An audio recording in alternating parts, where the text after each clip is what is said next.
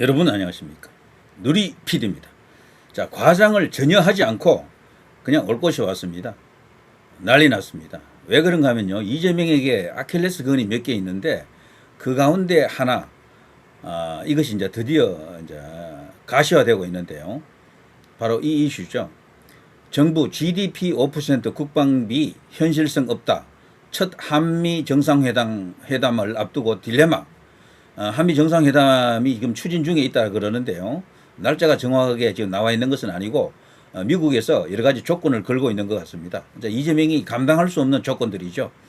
자, 백악관 나토도 했다. 뭘 했습니까? GDP 5% 정도를 국방비로 지출한다. 이건데요. 국방비를 GDP 5%라고 하는 것은 굉장히 높은 비율이죠. 우리나라가 통상 과거에는 5%를 했어요. 옛날에는. 근데 언제부턴가 이게 이제 나라 이제 세수 규모가 커지면서 국방비가 이제 점차 이 비율이 줄어들더니 지금은 3%가 안 되거든요. 근데 우리나라 같은 이런 상황에서 3%라고 하는 것은 조금 문제가 있습니다. 제가 볼 때도. 자, 아시아 동맹도 국방비 인상하라라고 지금 본격적인 압박이 들어갑니다. 자, 이거는요, 이재명이가 감당할 수가 없는 거예요, 사실은. 그리고 이제 이런 것을 압축한 뉴스들이 이런 게 있죠. 단독 이재명 7월 넷째 주에 방미 한미 정상회담 조율 중에 있다라고 하는데 이재명은 지금 발등에 불입니다. 트럼프를 설득하지 못하면요 집권 기간을 정상적으로 채울 수가 없습니다. 트럼프가 지금 큰 어떤 빅픽처를 갖고 있는데 칼자루에서 칼을 뽑았습니다. 일단 부정선거 카르텔을 지금 정리하려고 하고 있는 것은 확실하고요. 그리고 이제 이재명을 지금 테스트하고 있는데 일단 전체적인 윤곽이나 판단은 지금 확정됐습니다. 이재명을 이제 친중으로 이제 보는 그런 측면이 있습니다. 친중 하드코어로 본다라는 그런 이야기는 그 전부터도 나왔고 우리 국민의힘 의원들 중에서도 그런 발언을 한 사람이 여럿 있죠. 심지어는 대북 송금건으로도 이재명을 지금 의심하고 있지 않습니까? 그래서 이재명은 첩첩산중입니다. 세계 모든 나라와 하고 친하게 지내도요. 미국하고 틀어지면은 이게 우리나라에서는 대통령으로서 존립할 수가 없습니다. 문재인도요. 겉으로는 미국하고 조금 뭐 어색한 관계처럼 보였지만 실상 미국을 엄청나게 빨아줬습니다. 최근에 한 20년 이래로 보면요. 미국산 무기를 가장 많이 사줬던 대통령이 문재인이죠. 미국에 가장 많은 퍼주기를 했던 대통령입니다. 그래서 미국 앞에서 큰 소리를 쳐본 적이 한 번도 없어. 문재인은 일본 앞에서만 다시는 일본에 지지 않겠습니다. 어쩌고 하면서 그냥 반일 프레임으로 정치를 했죠. 그렇지만 미국 앞에 가면 꼼짝 못했어요. 여기 문재인도. 그런데 이재명은 어떨까? 저는 문재인보다 더 할 것으로 봅니다. 자기가 살아남기 위해서 온갖 사탕발림 그것뿐 아니고 아양을 떨 겁니다. 그리고 살려주십시오. 여러 가지 어떤 미국 트럼프 대통령을 만족시키는 그런 카드를 제시할 것으로 줘봐요. 근데 이렇게 되면 우리로서는 좋지 않은 거죠. 왜 그런가 하면은 미국이 자칫하면 그렇게 되면 이재명을 덮어주는 거잖아요. 그건 우리가 바라는 내용이 아닌데 이제 그것은 여러 가지 어떤 상황 변화 속에서 해결을 해야 됩니다. 이재명은 이제 그걸 자기가 관철하기 위해서 나는 트럼프하고는 아주 잘 나갈 수 있다. 한미 동맹을 끝까지 지키겠다. 뭐 온갖 아첨형 어떤 발언이 쏟아질 것이고 뭐 여러 가지 퍼주기도 해야 되겠죠. 돈도 퍼줘야 되고요. 기업도 미국으로 많이 보내야 될 거요. 그렇게 되면은 이건 우리나라로 봐서는 엄청난 어떤 해악이 되고 외국노 짓이 되겠죠. 대신에 트럼프로부터 인정을 받으려고 하면요. 나는 북한 김정은하고도 관계가 없다. 저 시진핑하고도 아무런 관계가 아니다라는 걸 스스로 입증을 해야 되는데 과연 가능하겠습니까? 자, 아무튼 그런 이야기도 충분히 이제 해봄직하다라고 생각이 돼요. 자, 백악관 미녀 여성 대변인 한국 등 아시아 동맹국도 국방비 올려라. 정부는 우리나라 주권 사항이다. 이것은 우리가 결정한다. 지금 이렇게 뻗대고 있는데 과연 가능하겠습니까? 이재명은 지금 용코로 걸렸습니다. 지금 약점 딱 잡혔거든. 버틸 수가 있겠습니까? 저는 못 버틴다고 봐요. 버틸려고 하면은 어마어마한 빅딜을 쳐야 돼. 그러자면 이재명이가 어마어마하게 우리나라 국익을 훼손하면서 미국한테 뭘 갖다 바쳐야 돼요. 가능하겠습니까? 나토 GDP 5% 국방비 미국 한국에도 비슷한 주문 이런 게 있었죠. 자, 거기다가 이런 게 좀 또 터졌습니다. 트럼프 곧 교역국에 관세율을 통보한다라고 합니다. 난리 났습니다. 무역협정이 이제 끝났다라는 이야기잖아요. 근데 우리나라는 지금 미국하고 제대로 협상도 아직 한 번 못했어. 그런 뉴스가 없었잖아요. 일단 협상팀이 가긴 했어. 그렇지만 하위권의 하급 공무원들만 일부 만나고 봤지 뭔가 이렇게 책임 있는 인사들하고 만나가지고 제대로 된 협상을 해본 적이 없어요. 이재명이 지금 대통령 되자마자 이 발등에 불이 바로 이건데 이거 해결 못하면 앞으로 닥칠 우리나라의 엄청난 경제적 어려움.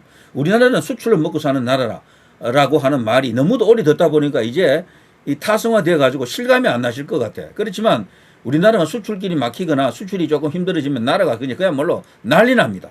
난리. 일본 같은 나라는요. 수출 의존도가 30%가 안 돼요. 23%에서 25% 왔다 갔다 하는데 우리나라는 수출 의존도가 80% 정도 됩니다. 비교가 안 돼요. 일본은 극단적으로 수출이 없어도 먹고 사는 나라입니다. 뭐 조금 나빠지지 상황이. 근데 그런데도 살 수가 있어. 근데 우리나라는 수출이 잘못되면은 지금 여러분이 살고 있는 누리고 있는 생활 수준을 다 포기하셔야 돼요. 기업도 와장창 다 무너집니다. 미국이 그걸 할 수가 있는 나라입니다. 자, 조만간 각국의 서한을 발송한다 그러고요. 협상할 필요도 없다라고 합니다. 우리나라는 더 이상 이제 협상 못하는 거지. 이런 건 사실 트럼프 대통령을 만났어야 돼. 그래서 김문수 후보 같은 경우에는 당선되자마자 최일성으로 일의 이제 과제로서 미국으로 당장 달려가겠다. 트럼프 대통령 만나서 바로 관세 협상을 마무리 짓겠다 그랬었죠. 이재명은 시간을 갖고 느긋하게 한다 그랬는데 느긋하게 한 게 바로 이겁니까? 결과가 이거예요. 자, 이렇게 되면 우리나라가 어마어마한 어떤 위기 상황을 초래할 겁니다. 그렇다고 중국이 이걸 다 받아줄 수가 있느냐? 어림도 없습니다. 중국하고 교역 오래 하면요. 결국 손해보게 돼 있어요. 중국하고 교역 오래 해가지고 계속해서 이익을 내는 나라가 없습니다. 거의.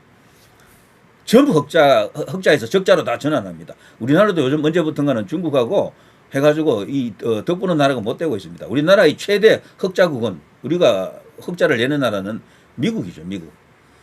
자, 25%냐, 35%냐, 50%냐, 혹은 10%의 관세에 부과할 것이라고 하는데 지금 우리나라는 제대로 된 협상이 한 번도 없었고 만일에 국방비 인상 5% 저것도 어깃장 놓고 뭐 따라주지 않고 이러되면은 50% 가능성이 있어요. 그러니까 이렇게 되면 우리나라는 이제 전자, 자동차 이런 것이 그냥 끝나는 겁니다. 완전히 그냥 허리가 완전히 끊기는 그런 상황이 오겠죠. 이거는 우리나라 경제가 절대로 받아들일 수 없고 수용할 수 없고 그걸 견딜 수 있는 그런 수준이 못 됩니다. 무역 협상 시한 연장 가능성에 필요 없다. 트럼프 대통령이 얼마나 단호한지 아시겠죠? 트럼프 대통령 이 사람이 비상한 사람입니다. 이 자기의 빅픽처 세계 전략을 지금 수행함에 있어서 단 한 가지 이슈를 밀어붙이는 게 아니에요. 이걸 전면적으로 다각도로 지금 밀어붙이고 있거든. 그래서 이재명을 향한 압박뿐 아니고 전 세계를 향한 압박이 있는데 이게 지금 먹히고 있는 겁니다. 나토가 항복을 한 이유가 뭐겠습니까? 5% 그렇게 하겠습니다라고 했거든요. 전부 2030년까지 전부 지금보다도 5%까지 GDP 대비 5% 가까이 올리겠다라고 다들 합의했어요. 결국 트럼프 앞에 무릎을 꿇은 겁니다. 그 오만하던 프랑스조차도 오케이 했습니다.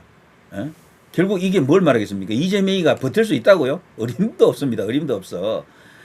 트럼프 대통령은 결국 시간은 자신의 편이다라는 걸 알 수가 있는 겁니다. 이 관세 이슈 하나만 갖고도 대한민국을 완전히 들었다 놓을 수 있고요. 엄청난 어떤 레짐 체인지에 가까운 그런 결과도 이끌어낼 수 있다. 저는 그렇게 보거든요. 지금 현재 이 관세 협상에서 일본이나 영국, 대만 같은 경우는 우리나라와 다릅니다. 영국은 벌써 타기를 했고 일본과 대만 같은 나라는 이미 적극적으로 협상을 해왔고 여러 가지 어떤 좋은 조건이 있는데 우리나라는 완전히 이거 포기 상태입니다. 큰일 났습니다. 정말. 대통령 하나 잘못 뽑아가지고 정권 교체 잘못 이루고 나서 나라 진짜 자칫하면 망할 수도 있다라고 생각하는 거죠. 거기다가 최근에 나왔던 이야기 중에요. 미국에서 이 들려온 이거 이제 소위 이제 선박 관련 수주 그리고 또 거기에 어떤 여러 가지 선박 보수 이런 어떤 거대한 프로젝트가 있거든요. 규모가 어마어마하게 큽니다. 이것이 자칫하면 물 건너 간다라는 겁니다. 여기 보면요. 무려 1,500자로 가는데 1,500조 미 해군 군함 보수 사업 수주 실패. HD 현대 한화오션 첫 미 해군 MRO 수주전서 빈손. 싱가포르 업체에게 고배를 마셨다. 야, 싱가포르에 이런 정도의 업체가 있다라는 것도 놀랍고 말이죠. 우리나라가 이런 어떤 경쟁에서 이렇게 처참하게 진다라는 것도 말이 안 되는 거죠. 경제적인 이유만 놓고 보면 절대로 우리가 질 수가 없습니다. 왜냐하면 가격 경쟁력이라든가 기술 수준에서 우리나라가 원탑이거든요. 이거는 중국도 일본도 우리를 못 따라와요. 그럼에도 특히나 윤석열 대통령 때는 트럼프 대통령이 직접 전화를 걸어서 한국이 이번에 도와줘야 된다. 이걸 언급했잖아요. 벌써. 미리 그거는 우리가 선 계약을 받은 것이나 마찬가지야. 그런데 대통령 하나 바뀌니까 지금 이렇게 되는 겁니다. 트럼프 대통령이 취임하자마자 제일 먼저 했던 일 가운데 하나가 이거였었거든요. 윤석열 대통령과 통화하면서 그렇게 서로 주고받지 않았습니까? 자, 여기 보면요. 한화, 미 해군 MRO 수주 실패, 한미 관계 영향인가? 이건 당연한 겁니다. 정권이 바뀌었기 때문에 그래요. 기자 수첩, 현대중공업과 한화오션이 새겨야 할 미 MRO 사업 탈락의 교훈. 이걸 경제적인 이유로만 찾으면 답이 안 나와요. 이거 정치로 풀어야 됩니다. 정치 외교로. 군사 안보 이런 이슈를 묶어서 풀어야 되고 그 연장선에서 부정선거 카르텔까지도 등장할 수가 있는 것이다. 충격, 한화, HD 현대, 미 해군 MRO 수주 실패, 정치적 배제인가? 이 이슈에 대해서는요, 제가 이번 시간에는 자세하게 언급을 안 하겠습니다. 요건 따로 떼내가지고 제가 한번, 꼼꼼하게 한번 분석을 해볼 생각인데, 자, 아무튼 헤드라인 한번 읽어보고 가겠습니다. 1,500조 원 시장이 온다. 2월 14일, 오래전에 이런 기사가 나왔거든요. 미국 구남 해외 발주에 K방산 잭팟 터지나 그야말로 희망회로 엄청나게 좀 돌아다녔지. 그런데 이것이 그냥 와직끈하고 무너져 버린 것이다. 이게 윤석열 대통령 그대로 지금 대통령으로 있고 우리나라가 지금 뭐 미국과 좋은 동맹관계 유지하고 이런 상황이었다 그러면요. 이거는 대한민국의 따놓은 당상이었어요. 사실은. 트럼프도 러브콜 여기 나오잖아요. 1,500조 원 큰 손 줄 섰다. 미 군함 띄울 K조선. 그런데도 지금 최근에 와서 불과 몇 달 만에 그 사이에 대통령 탄핵당하고 대선 치르면서 이재명이가 대통령 된 것밖에 없는데 변한 것은 그것밖에 없어요. 그런데 갑자기 왜 이렇게 바뀝니까? 한화오션 및 현대중공업 군수함 MRO 수주 실패의 비밀. 이것을 저들은요, 좌파들은, 이재명 개딸들은요, 이것을 전부 경제적인 이유로 한화오션이나 이 HD 현대 이런 쪽에만 문제를, 이렇게 놓고 뭔가 답을 찾으려고 하더라고요. 근데 거기서는 답이 안 나와요.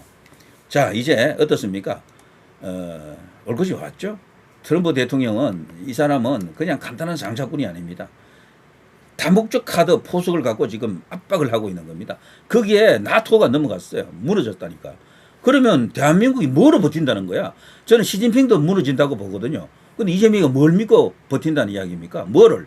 지금 우리나라가요, 국방비가, 여러분 얼마쯤 될 거로 봅니까? GDP 대비 한 4% 되는 걸 알고 있습니까? 놀라지 마십시오. 고작 2.39%입니다. 2.4%도 안 돼. 올해 한국의 국방 예산은 61조 2천억 원이라고 하는데요.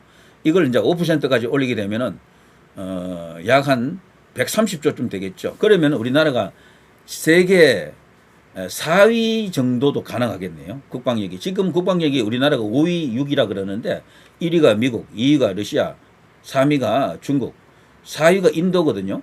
이 정도 되면은 인도하고도 맞먹겠네. 4위, 5위도 될 수도 있겠네요. 그렇게 되면은 우리가 중국 앞에도 당당할 수 있고 얼마나 좋습니까? 저는 국방비 이렇게 올리는 거 찬성입니다. 얼마든지 이렇게 해도 돼요. 그래도 남는 장사입니다. 미국과 좋은 관계를 가져가게 되면은 다른 이익이 많아요. 경제적으로도 큰 이익이 옵니다. 우리나라가 잘 되는 것은 정치, 군사, 외교, 안보 면에서 안정이 되는 것이 필요합니다. 그것만 되면 무조건 경제는 발전해요. 그래서 정권이 자꾸 이상하게 바뀌고 뭐 좌파 정부가 들어서 가지고 기업을 흔들고 하기 때문에 지금 제자리 걸음을 하고 있는데 이것을 깨기 위해서라도 이번에 트럼프 대통령이 하늘이 내렸다고 봅니다. 이때 우리가 답을 찾아야 됩니다. 대통령을 어쨌거나 복귀시키는 게 최우선 과제이면서 능사지만 좋은 선택이지만 제도적으로 그게 쉬울까 어려울까 생각하면 만만치가 않을 겁니다. 어쨌거나 이재명 시대를 조기에 끝내기 위해서는 미국이라고 하는 거대한 힘을 잘 활용해야 되고요. 그리고 미국이 직접적으로 뭔가 정의 구현을 할 수 있는 그런 동력을 우리 내부적으로 끊임없이 만들어내고 제공을 해야 됩니다. 자, 어쨌거나 올 것이 오고 있습니다. 누리 PD 김준희였습니다.